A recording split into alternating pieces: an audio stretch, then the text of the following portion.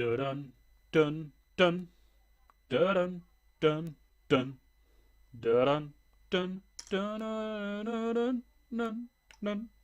No nun nun nun no nun nun nun no nun nun no no no no no no da da da da da da da da da da da da da da da. Oh fuck! I really should stop with the skits. Hello, my friends. How's life? I'm very bored, as you can see, but I've been getting into hobbies recently. These are plastic pliers. That they're not like torture tools. I'm seriously not hurting people with forceps and keeping them in the flat bathroom. Any case, today is my 30-day world. I apologise for what you just saw over the last minute or so. I don't know why I did that. So, today we have the question of what event, one event, in your world altered its history? Something that I feel should be kind of recognised is people often have a sort of war in heaven like event. My world doesn't have that. It doesn't have the kind of metaphysical fall. I don't know if that's because I'm kind of a bit of a sourpuss, but I think that it's a very... I can't believe I called myself sourpuss. And I'm really sorry, guys. If I'm really honest, I'm not very good at answering questions straight up.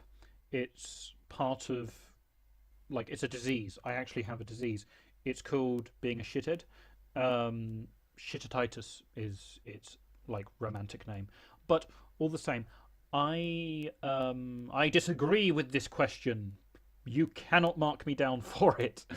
I said to one of my university teachers as they marked me down. But in all cases, the point was... God. Anyway, yeah, I don't believe that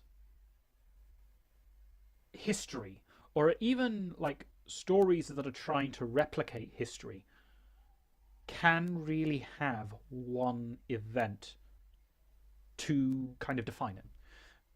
I mean, the reason I say define it is because we're not actually asking, like, what would be different about your world if this thing didn't happen, because, like, that's taking the idea of writing a story so meta. It basically describes the idea that we exist in an alternate version of... We're telling an alternate version of the story in which something else didn't happen, and as a result, if you were in an alternate universe where you didn't have this idea to add this... But yeah, I don't think that it's wrong to actually have an event like that. I'm just saying that it's kind of a bit different for me. I don't feel like there should be this kind of grand structure, this grand event. I think that that has something to do with how I perceive things. I mean, it's a very great man history concept.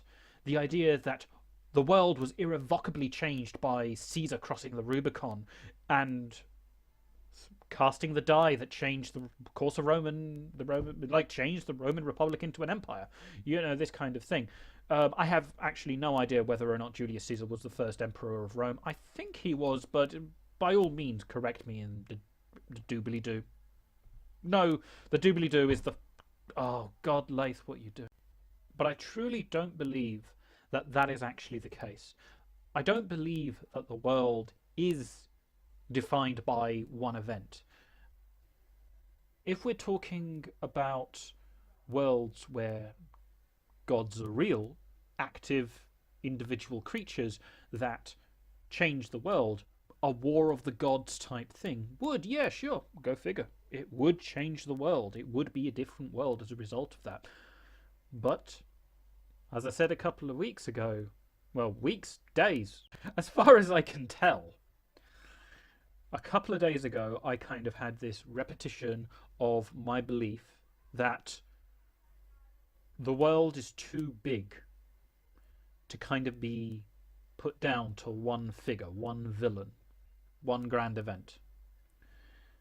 But the world itself can define quite a lot of stuff. In my honest opinion, the ecology of the world that you live in has a much larger effect than the historical events that occur on them. And this is what I'm going to talk about today. I'm going to talk about why Talem is called the world of storms. And that is very simply because it has storms in them. What the hell, Lath? God almighty. My God, Lath. They are not normal storms. Yes, they are storms that come in like a wrecking ball and mess up people's lives. They occur relatively. They take a relatively long time to occur, but it's kind of not long enough for anything to properly be done. They occur after a time of 10 days where the world is seemingly start getting ready for it. The humidity skyrockets. There's a stillness in the world. People start to feel antsy and more worried. It's like on an intrinsic level they start to believe that the world is kind of ending, that the world is readying up for a storm. This time is just called generally it's just called generally different things by different people, but I've called it two things. I've called it the still and I've called it the held breath. This is just because of the general things of that.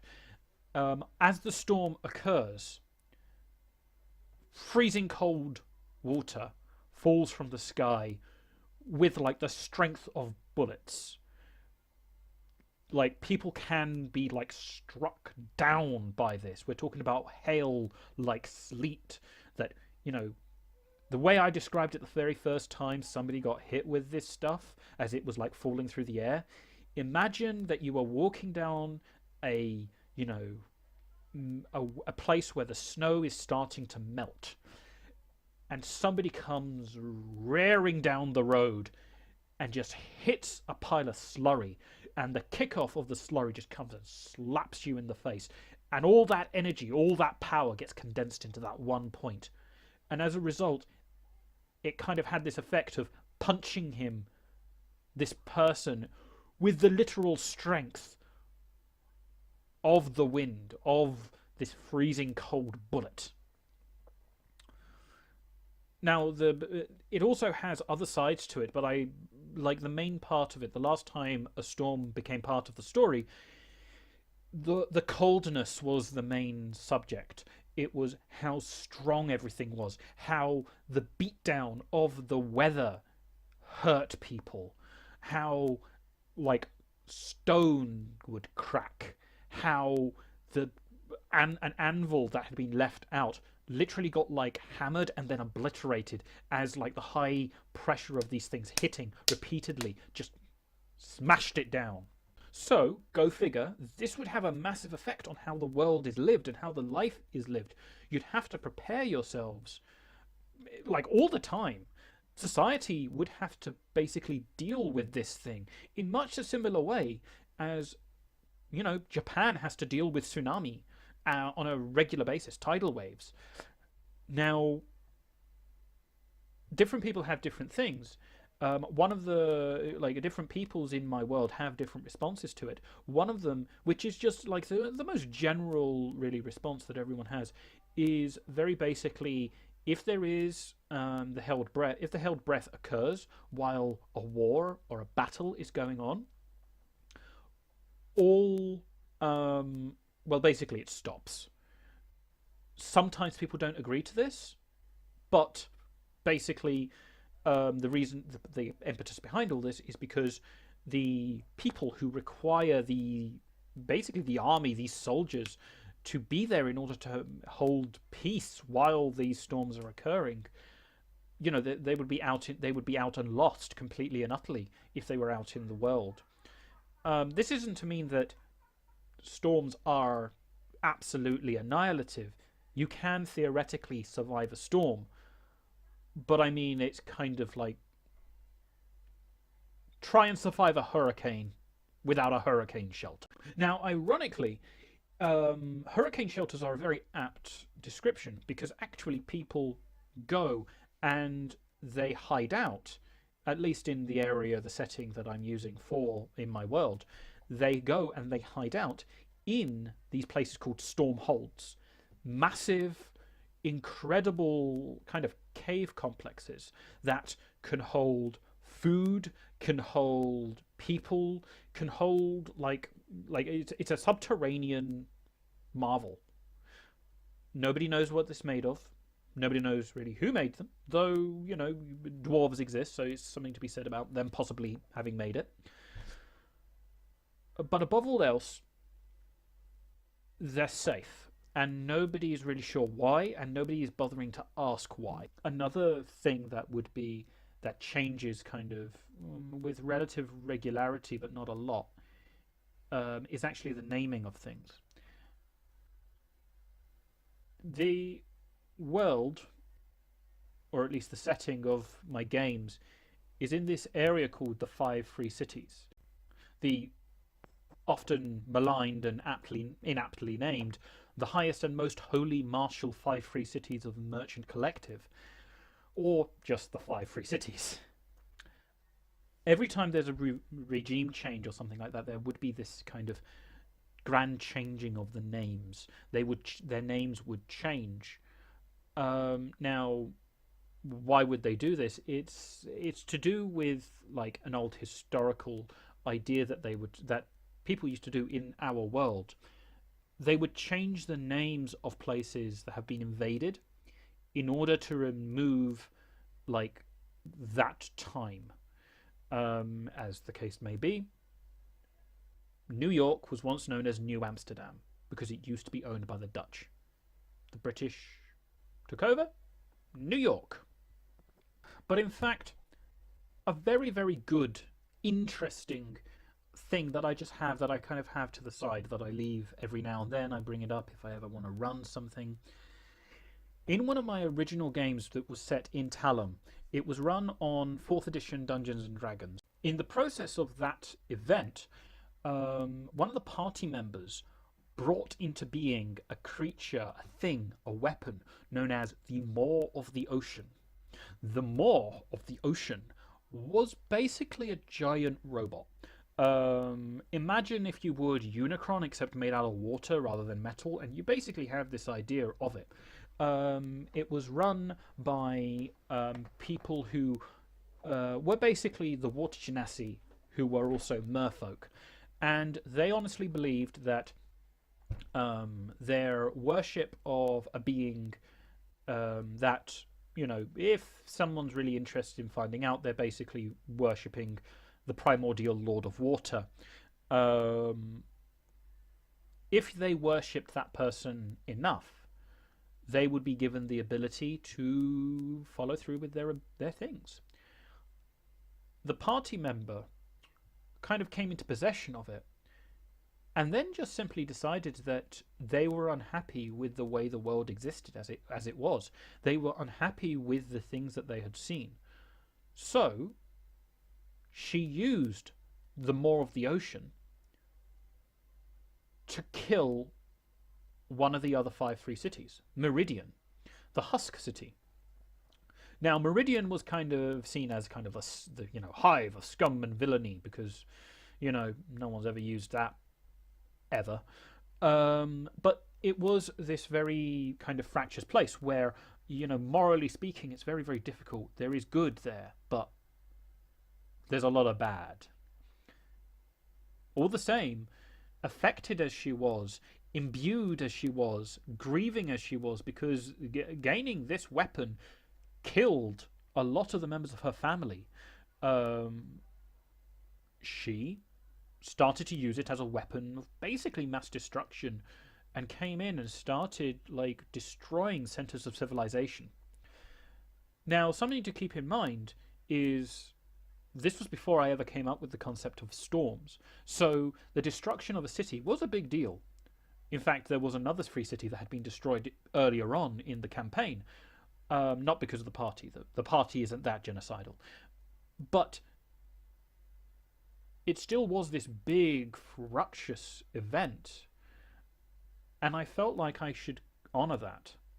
As a result, every now and then I run this little one shot, this kind of alternate reality world, where people who exist in the present campaign, who are also in that world, kind of relate to each other, different stories about things. That historical event caused like a lot of things to change when the Maw of the Ocean came up. For instance, a dragon appeared. It turns out that one of the neighboring countries, which in this present world of Talem there is no magnetic north, but in that version there was a magnetic north, and to the magnetic north of the Five Free Cities area was a theocracy, and this theocracy had a Grand Magi, and the Grand Magi happened to be a very angry, very old red dragon. And the red dragon came in and took part in the bringing down of the Maw of the Ocean. As a result of the Maw of the Ocean being brought down, however, the world started to rain every evening from dusk until dawn the next day. It would just rain and rain and rain and rain and rain. And it was even more destructive. It was killing crops, drowning entire areas. People trying to escape by sea would often find, like, basically sea beasts trying to escape because the oceans were boiling. Now that I think about it, I may or may not be really going like really, really hardcore into the darkness. I mean, I didn't actually tell the party that the world was boiling. And in fact, I don't really tell them much of anything to do with this. I'm answering these questions because they're being asked of me. But in fact, the method in which I play a game, the method in which I run a game, although it is basically playing it, is I find out what is important to the players at that particular time and then establish it as I go. This kind of stuff is answering, but it's still kind of a thing of I'm not going to be fixing down a lot of the questions that I'm doing here. I mean, it's just giving me food for thought to imagine what would be.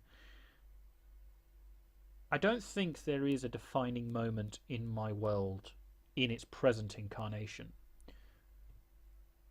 So I wonder if I've failed to answer the question. Give me a comment below in the comment doobie-doo section. Any case, guys, I'm gonna continue to kill myself very slowly with solvents, and I will see you all next time. Peace.